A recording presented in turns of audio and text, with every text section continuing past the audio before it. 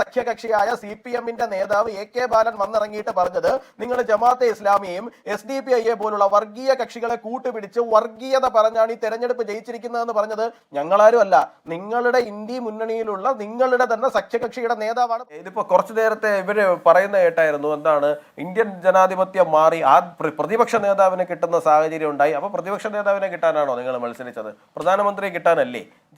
പാർലമെന്റിൽ ആദ്യ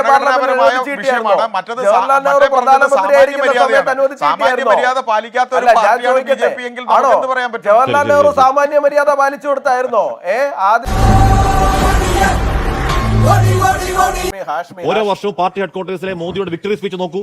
അന്നൊക്കെ പിന്നിലുണ്ട് മോദിയും അമിത്ഷായും BJP-യും താമരയും. ഇക്കുറി നോക്കൂ, ധന്യവാദ് ഭാരത്, മോദിയുമില്ല ഷായുമില്ല. സാർ, മാറ്റം നിങ്ങൾ മനസ്സിലാക്കൂ.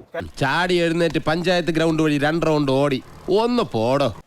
ഹാഷ്മി, ഇന്ത്യയിൽ ഏത് മുന്നണിയാണ് ഈ വെഡിങ് ആനിവേഴ്സറി ആഘോഷിക്കുന്നത് പോലെ 25-ാം വർഷം 50-ാം വർഷമൊക്കെ ആഘോഷിക്കുന്നതെന്ന് എനിക്കറിയില്ല. ഞാൻ ഇതുവരെ LDF-ന്റെ ഒരു 1/4 നൂറ്റാണ്ട് ആഘോഷം കണ്ടിട്ടില്ല. NDA സർക്കാർ 25 വർഷങ്ങൾ അതൊരു ചരിത്രപരമായ വർഷമായിരുന്നു എന്ന് ഏതെങ്കിലും ഒരു BJP നേതാവ് അക്കാലം പറഞ്ഞൊന്ന് കാണിച്ചു തരാമോ? സാർ, മൈൻഡ് ചെയ്തിട്ടില്ല. അത് നിങ്ങൾ ഓർത്തിട്ട് പോലും ഇല്ല. നാരായണിമംഗലം നാരായണൻ ആരാണെന്നാ നിന്റെ വിചാരം? അവൻ കലക്കാൻ പോണ കലക്ക് കണ്ടോ?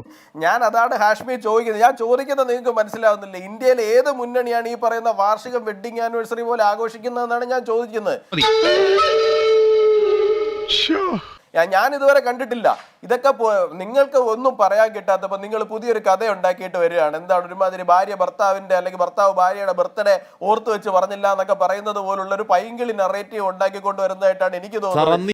ചെറിയ വട കൊടുത്ത് വലിയ വട വാങ്ങിച്ചു. ഇപ്പൊ സഖ്യ സർക്കാരുകളെ കുറിച്ച് നല്ല അറിവുള്ള, അതിനെക്കുറിച്ച് നന്നായി പറയാൻ കഴിയുന്ന, ഫെർണാണ്ടസിനെ ഓർക്കുന്ന, വാജ്പേയി ഓർക്കുന്ന മര്യാദാരാമനായി മാറി മോദി. എന്തുകൊണ്ടാണ്? BJP-ക്ക് കേവല ഭൂരിപക്ഷമില്ല. ഇട പറയുന്ന നിനക്കില്ലേലും കേൾക്കുന്ന എനിക്കില്ലടാ ഒരു ചളുപ്പ്. എല്ലാ കാലത്തും ജോർജ് ഫെർണാണ്ടസിനെ ഓർമ്മയുണ്ട്, അദ്ദേഹത്തെ കുറിച്ച് സംസാരിച്ചിട്ടുണ്ട്. വാജ്പേയിയെ കുറിച്ചിട്ട് ഓർമ്മയുണ്ട്, അദ്ദേഹത്തെ കുറിച്ച് സംസാരിച്ചിട്ടുണ്ട്. LK അദ്വാനിയെ ഓർമ്മയുണ്ട്, LK അദ്വാനിക്ക് ഭാരതരത്ന കൊടുത്തിരുന്നു. എല്ലാം വളരെ വ്യക്തമായിട്ട് ഓർമ്മയുണ്ട്. ഞാൻ ചോദിച്ചതിന് താങ്കളും കൂടെ ഉത്തരം പറയുക. 98-99-ലാണല്ലോ ഈ പറയുന്ന UP ഉണ്ടാകുന്നത്. അത് അതിന്റെ 1/4 നൂറ്റാണ്ട് ആഘോഷിച്ചായിരുന്നു. അതൊന്നും എനിക്കറിയാൻ മേല. LDF-ന്റെ വാർഷികങ്ങളിൽ അതിന്റെ നേതാക്കൾ അതിനെപ്പറ്റി എന്താണ് നന്ദിപൂർവ്വം സ്മരിക്കുന്ന ഒരുപടി പ്രസ്താവന ഞാൻ കാണിച്ചു തരട്ടെ. യുവരാജ് ഗോകുലേ, ആഘോഷമല്ല, ആഘോഷം ഒരു ആഷ്മി, നിങ്ങൾ റെപ്രസെന്റ് ചെയ്യുന്നത് ഉൾപ്പെടെയുള്ള പ്രതിപക്ഷ മുന്നണി നല്ല ഭംഗിയായിട്ട് 8 നിലയിൽ ഇന്ത്യയിൽ പൊട്ടി. അതിന്റെ ഒരു വിഷമം നിങ്ങൾക്ക് നന്നായിട്ട് ഉണ്ടാവും എന്നുള്ള കാര്യത്തിൽ ഞങ്ങൾക്ക് നന്നായിട്ട് എന്റെ യുവരാജ് നമ്മളെ ഞങ്ങൾ ജയിച്ചു. സത്യപ്രതിജ്ഞയും ചെയ്യാൻ പോകുന്നുണ്ട്. നല്ല വിഷമം ഉണ്ടാവും, നന്നായിട്ട് കരയുക. ഒന്ന് ശ്രീ ലിജു ഇവിടെ പറയുന്നുണ്ടായിരുന്നു, ശ്രീ മൻമോഹൻ സിംഗ് പറഞ്ഞതിനെ ഞങ്ങൾ എന്തോ വളച്ചൊടിച്ചു എന്നുള്ള തലത്തിലാണ് അങ്ങ് പറഞ്ഞത്. ശ്രീ ലിജു, ഞാൻ അങ്ങയുടെ മുമ്പിൽ ഒരു കാര്യം പറയാം. അങ്ങ് വെറുതെ ഗൂഗിൾ എടുത്തിട്ട് Muslims must have first claim on resources എന്നൊന്ന് സെർച്ച് ചെയ്ത് കഴിഞ്ഞാൽ അങ്ങേക്ക് കുറച്ച് വാർത്തകൾ കിട്ടും. സി ന്യൂസിൻ്റെ വാർത്തയുണ്ട്, സെയിം ആണ് ഹെഡിങ്. ടൈംസ് ഓഫ് ഇന്ത്യയുടെ വാർത്തയുണ്ട്, സെയിം ആണ് ഹെഡിങ്. ഇതെല്ലാം December 9, December 8, December 10 തീയതികളിലായിട്ട് 2006 വന്നിരിക്കുന്നതാണ്. ഇതവൻ കൊണ്ടുപോയി എഡ്യൂക്കേഷൻ ക്യാമ്പയിൻ്റെ സമയത്ത് അല്ലെങ്കിൽ മറ്റെന്തെങ്കിലും ചെയ്യുന്ന സമയത്ത് തീർച്ചയായിട്ടും നിങ്ങൾക്ക് ഉപകാരപ്രദമാകുന്ന തലത്തിൽ ഈ തരത്തിൽ മുസ്ലിം അപ്പീസ്മെന്റ് നടത്തിയിട്ട് അവരുടെ വോട്ട് ബാങ്ക് നിങ്ങൾക്ക് അനുകൂലമാക്കി കൊണ്ടുവരാൻ വേണ്ടിയിട്ടുള്ള പ്രസ്താവനകൾ എല്ലാ കാലഘട്ടത്തിലും കോൺഗ്രസ് ഇതുപോലെയൊക്കെ തന്നെ നടത്തിയിട്ടുണ്ട്. ഇത് വടി കൊടുത്ത് അടി വാങ്ങുന്ന പരിപാടിയാണല്ലോ ബാബു. പിന്നീട് ഞങ്ങൾ പറഞ്ഞത് ഇതല്ല അതാണ് എന്ന് പറഞ്ഞ് തിരുത്തുന്ന സാഹചര്യം ഉണ്ടായത് അന്ന് BJP പ്രതിപക്ഷത്തിരുന്നു കൊണ്ട് അതിനെതിരെ ബഹളം ഉണ്ടാക്കിയപ്പോൾ മാത്രമാണ്. ഒന്ന്.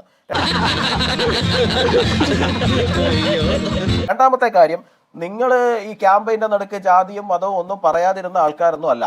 രാഹുൽ ഗാന്ധി കുറച്ച് ആൾക്കാരെ വളച്ചിരുത്തിയിട്ട് അവരുടെ നടുക്ക് കയറി ഇരുന്നിട്ട് നീറ്റ് എക്സാമിൽ ക്വസ്റ്റ്യൻ പേപ്പർ തയ്യാറാക്കുന്നത് ഉയർന്ന ജാതിയിലുള്ള ആൾക്കാരായതുകൊണ്ടാണ് താഴെ ജാതിയിലുള്ള ആൾക്കാർക്ക് നീറ്റ് എക്സാം പാസ്സാകാതെ പോകുന്നത് എന്നുള്ള തലത്തിലൊക്കെ ക്യാമ്പയിനെ മറ്റൊരു തലത്തിലേക്ക്, വളരെ ജാതീയമായി വിഭജിക്കുന്ന തലത്തിലേക്ക് ക്യാമ്പയിൻ കൊണ്ടുപോകുന്നത് കണ്ടു. മനസ്സിലായി. എടാ നാറി, നിനക്ക് നാണമുണ്ടോ? മലയാള മാധ്യമങ്ങൾ ഒരു പരിധിക്കപ്പുറം അതൊന്നും വിഷയമാക്കാത്തത് കൊണ്ടും ചർച്ചയാക്കാത്തത് കൊണ്ടും കേരളത്തിൽ നിങ്ങൾ അത്തരം വിഷയങ്ങളിൽ രക്ഷപ്പെട്ടു പോകുന്നതേ ഉള്ളൂ. ഇങ്ങനെ മിണ്ടാൻ പറ്റാതെ നിൽക്കുന്നതിന് ഞങ്ങളുടെ നാട്ടിൽ എന്താ പറയാന്നറിയോ? അണ്ണാക്കിലെ പിരിവെട്ടി. നിങ്ങൾ ആ വിഷയത്തിൽ രക്ഷപ്പെട്ടു. പക്ഷേ നിങ്ങളുടെ UDFന്റെ കേരളത്തിലെ വലിയ വിജയം ഉണ്ടായിരുന്നല്ലോ, 18 സീറ്റുകളിലുള്ള വലിയ വിജയം. അത് കഴിഞ്ഞിട്ട് നിങ്ങളുടെ സഖ്യകക്ഷിയായ CPMന്റെ നേതാവ് AK ബാലൻ വന്നിറങ്ങിയിട്ട് പറഞ്ഞത് നിങ്ങൾ ജമാഅത്തെ ഇസ്ലാമിയെയും SDPI പോലുള്ള വർഗീയ കക്ഷികളെ കൂട്ടുപിടിച്ച് വർഗീയത പറഞ്ഞാണ് ഈ തെരഞ്ഞെടുപ്പ് ജയിച്ചിരിക്കുന്നതെന്ന് പറഞ്ഞത് ഞങ്ങളാരും അല്ല, നിങ്ങളുടെ ഇന്ത്യ മുന്നണിയിലുള്ള നിങ്ങളുടെ തന്നെ സഖ്യകക്ഷിയുടെ നേതാവാണ് പറഞ്ഞിരിക്കുന്നത്. സന്തോഷായി. നിങ്ങൾക്കെതിരെ നിങ്ങളുടെ സഖ്യകക്ഷി തന്നെയാണ് കാഫിർ എന്ന് പറയുന്ന പ്രയോഗം നടത്തി ക്യാമ്പയിൻ നടത്തി വോട്ട് കാഫിറിനെതിരെ ചെയ്യണം, കാഫിറിനെ തോൽപ്പിക്കണം എന്നുള്ള തലത്തിൽ പ്രചരണം നടത്തി എന്ന് പറഞ്ഞു കൊണ്ടുവന്നത്. സൂക്ഷിച്ചു നോക്കണ്ടടാ ഉണ്ണി, ഇത് ഞാനല്ല. TDPയും BJPയും തമ്മിൽ ഒരു പോസ്റ്റ് പോൾ അലയൻസ് അല്ല വന്നിരിക്കുന്നത്. നിങ്ങൾ ഈ ഗതികേട് നിങ്ങളുടെ ഗതികേട് കൊണ്ട് നിങ്ങൾ ഉപയോഗിക്കേണ്ടി വരുന്നതാണ്, നിങ്ങൾ അങ്ങനെ ഒരു നറേറ്റീവ് ക്രിയേറ്റ് ചെയ്യുന്നതാണെന്നൊക്കെ ഞങ്ങൾക്ക് മനസ്സിലാവുന്നുണ്ട്. ഇന്ന് ഇതേ ചന്ദ്രബാബു നായിഡു പാർലമെന്റിനകത്ത് പറഞ്ഞിട്ടുണ്ട് നരേന്ദ്രമോദിജി എത്ര എക്സ്റ്റൻസീവ്ലി ആണ് ആന്ധ്രാപ്രദേശിൽ ക്യാമ്പയിൻ ചെയ്തിരിക്കുന്നത്. 4% മുസ്ലിം സംവരണം എന്നുള്ളത് BJPക്ക് സ്വീകാര്യമായ കാര്യമാണോ? ഹജ്ജിന് പോകുന്ന എല്ലാ മുസ്ലിങ്ങൾക്കും 1 ലക്ഷം രൂപ വീതം വിതരണം ചെയ്യുക എന്നുള്ളത് BJPക്ക് സ്വീകാര്യമായ കാര്യമാണോ? കാശ്മീർ ഞാനത് കംപ്ലീറ്റ് ചെയ്തിട്ട് വരാം. ആന്ധ്രാപ്രദേശിനകത്ത്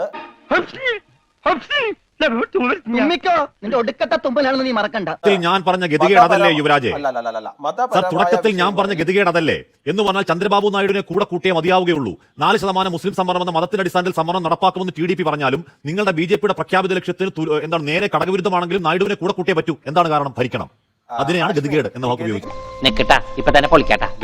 ഗതികേട് എന്താണെന്ന് കാണണമെന്നുണ്ടെങ്കിൽ അപ്പുറത്താണ് പോയി നോക്കേണ്ടത്. കാരണം ബാബറി മസ്ജിദിനെ ഞങ്ങളാണ് പൊളിച്ചത് എന്ന് പറഞ്ഞ് നടക്കുന്ന ഉദ്ധവ് താക്കറെയുമായിട്ട് ചേർന്നിട്ട് മതേതരത്വം സംരക്ഷിക്കാൻ നടക്കുന്ന ആൾക്കാരുണ്ടല്ലോ.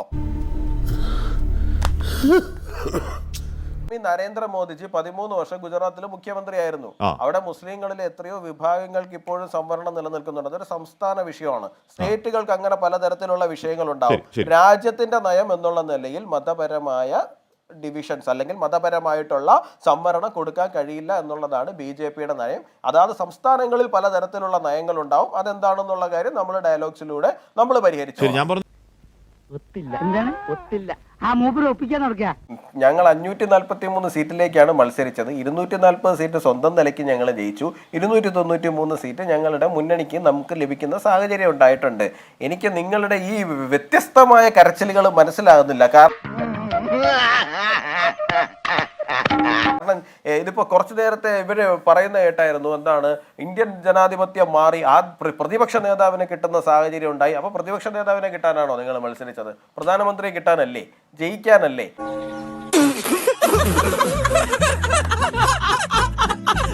10 വർഷം തുടർച്ചയായിട്ട് ഭരിച്ച ഒരു സർക്കാരിനെതിരെ മത്സരിച്ചിട്ട് ഒരു പ്രതിപക്ഷ നേതാവിനെ കിട്ടിയതൊക്കെ ഇത്ര വലിയ ആഘോഷമാണ് എന്നുണ്ടെങ്കിൽ എനിക്ക് ആ മുന്നണിയെ കുറിച്ചിട്ട് നിങ്ങളുടെ സംവിധാനങ്ങളെ കുറിച്ചിട്ട് വേറെ ഒന്നും തന്നെ പറയാനില്ല. പിന്നെ ഇത്തരം നറേറ്റീവുകൾ നിങ്ങളെ പോലുള്ള ജേർണലിസ്റ്റ് തന്നെയാണ് കേട്ടോ. കാരണം പ്രതിപക്ഷ നേതൃപദവി അനുവദിച്ചു കൊടുക്കാൻ പോലും കഴിഞ്ഞ 10 വർഷമായിട്ട് തയ്യാറായിരുന്നില്ല കേട്ടോ. അത് നമ്മൾ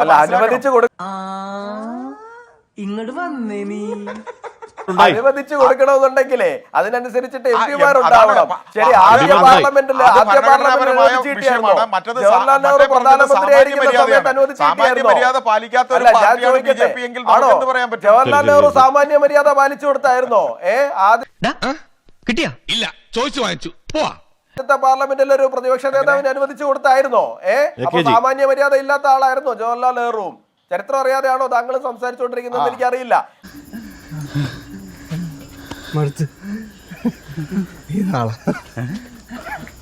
അനിയാ പോട്ടെ, അമ്പിമോനെ പോട്ടറ. സാറേ ഒന്നും വിചാരിക്കില്ലേ മക്കളെ, മാമനോടൊന്നും തോന്നല്ലേ?